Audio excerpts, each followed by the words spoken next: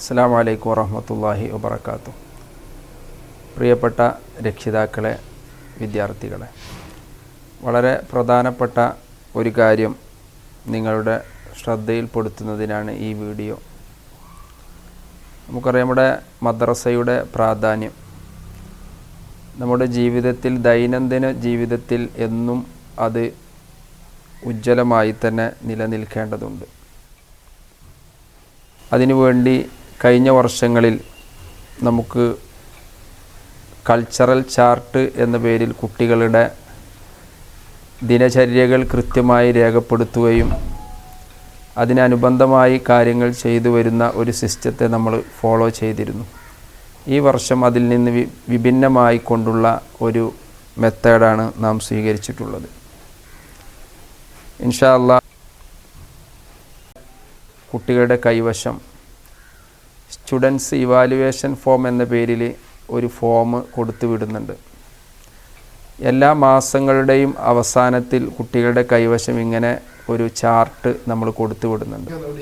ഈ കാണുന്ന രീതിയിലുള്ള ഒരു ഫോമാണ് കുട്ടികളുടെ കൈവശം നാം കൊടുത്തു വിടുന്നത്.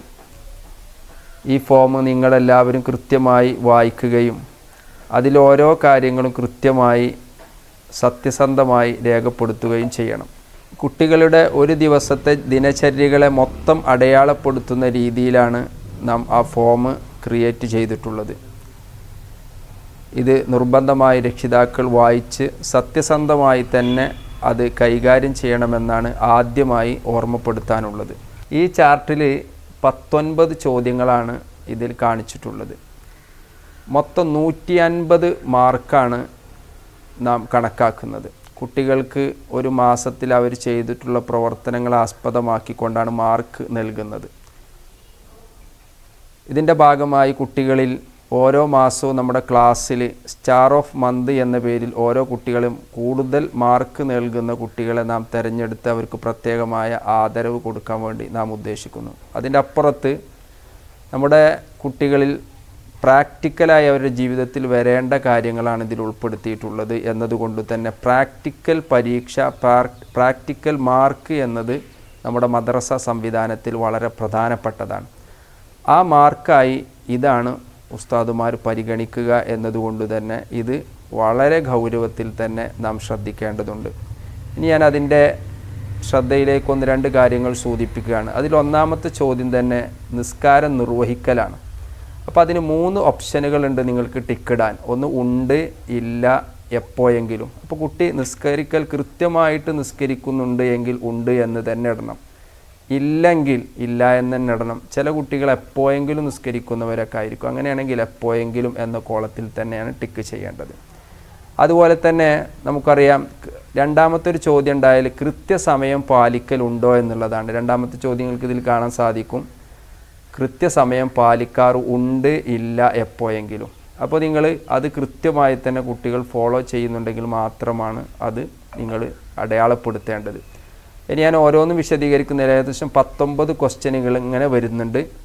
അതിൽ 19ാമത്തെ ക്വസ്റ്റ്യൻ പ്രത്യേകം നിങ്ങൾ ശ്രദ്ധിക്കണം. ദിക്റുകളാണ്. അഥവാ ഏകദേശം 12ഓളം ദിക്റുകൾ ദൈനംദിന ഒരുപാട് ദിക്റുകളുണ്ടെങ്കിലും ഏകദേശം 12 ദിക്റുകൾ നമ്മൾ പ്രത്യേകമായൊരു ദിവസം പറഞ്ഞിട്ടുണ്ട്. അത് ഉറങ്ങുമ്പോൾ, എണീക്കുമ്പോൾ, ടോയ്ലറ്റിൽ പോകുമ്പോൾ, വീട്ടിൽ നിന്ന് ഇറങ്ങുമ്പോൾ, വാഹനത്തിൽ കയറുമ്പോൾ, അതിനൊക്കെ കൃത്യമായി ഓരോ ദിക്റുകൾക്കും മാർക്കുകൾ നമ്മൾ നിശ്ചയിച്ചിട്ടുണ്ട്.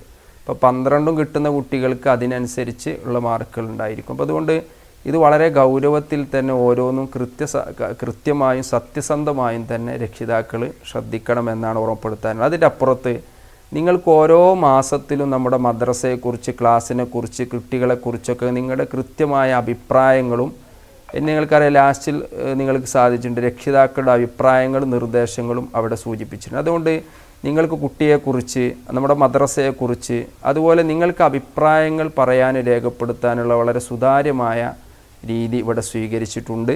അതും നിങ്ങൾ പ്രത്യേകം ശ്രദ്ധിക്കേണ്ടതുണ്ട്. അതോടൊപ്പം തന്നെ അതൊക്കെ പരിശോധിച്ച് ഉസ്താദുമാരുടെ കൃത്യമായ ഓരോ കുട്ടികളെക്കുറിച്ചുള്ള നിരീക്ഷണവും അവർക്ക് ലഭിച്ച മാർക്കും രേഖപ്പെടുത്താൻ അതിൻ്റെ ലാസ്റ്റിൽ നിങ്ങൾക്കൊരു കോളം കാണാൻ സാധിക്കും. അതൊക്കെ അടിസ്ഥാനപ്പെടുത്തിക്കൊണ്ടാണ് നമ്മൾ ഇത് ചെയ്യാൻ ഉദ്ദേശിക്കുന്നത്. മറ്റൊരു പ്രധാനപ്പെട്ട ഒരു കാര്യം കൂടി അതിൽ സൂചിപ്പിച്ചിട്ടുണ്ട്. നമുക്ക് രാവിലെ എണീക്കുന്ന കാര്യത്തിൽ അഥവാ സ്കൂൾ ഏകദേശം നമുക്കറിയാം 13ാമത്തെ ക്വസ്റ്റ്യൻ നിങ്ങൾക്ക് നോക്കിയാൽ അറിയാം. എഴുന്നേൽക്കുന്ന സമയം പ്രവൃത്തി ദിവസം. അപ്പോൾ സ്കൂളുള്ള ദിവസങ്ങളിൽ ചില സമയത്ത്, സ്കൂളില്ലെങ്കിൽ വേറെ സമയത്ത് എണീക്കുന്നത്, ആ സമയം തന്നെ കൃത്യമായിട്ട് നിങ്ങൾ രേഖപ്പെടുത്തുക. ബാക്കിയുള്ളതിനൊക്കെ 3 ഓപ്ഷനുകൾ എല്ലാത്തിനും ഉണ്ട്. അതിലേതാണ് എന്ന് നിങ്ങൾ സത്യസന്ധമായി തന്നെ രേഖപ്പെടുത്തണമെന്നാണ് ഉറപ്പെടുത്തുക. അതുകൊണ്ട് ഇത് വലിയ ഒരു എമൗണ്ട് ചിലവാക്കിയിട്ടാണ് നമ്മൾ ഈ കാര്യം ചെയ്തിട്ടുള്ളത്. ഒരുപാട് ആലോചനകൾക്ക് ശേഷമാണ് ഇത് ചെയ്തിട്ടുള്ളത്. അതുകൊണ്ട് എല്ലാ രക്ഷിതാക്കളും നമ്മുടെ മദ്രസിൻ്റെ പുരോഗതിക്ക് വേണ്ടി, അതിൻ്റെ അപ്പുറത്ത് നമ്മുടെ കുട്ടികളിൽ നമ്മുടെ ഇത്തരം സ്കൂളിലേക്ക് നമ്മൾ പറഞ്ഞു വയ്ക്കുന്നതിലുള്ള വളരെ പ്രധാനപ്പെട്ട ലക്ഷ്യം നമ്മുടെ കുട്ടികളിൽ ഇത്തരം സംസ്കാരങ്ങൾ രൂപപ്പെട്ടു വരിക എന്നുള്ളതാണ്. അതുകൊണ്ട് അത് രൂപപ്പെട്ടു വരുന്നതിന് ഇതെല്ലാം വളരെ നിർണായകമായ കാര്യമാണ്. ഇത് ശ്രദ്ധിക്കണമെന്നതാണ്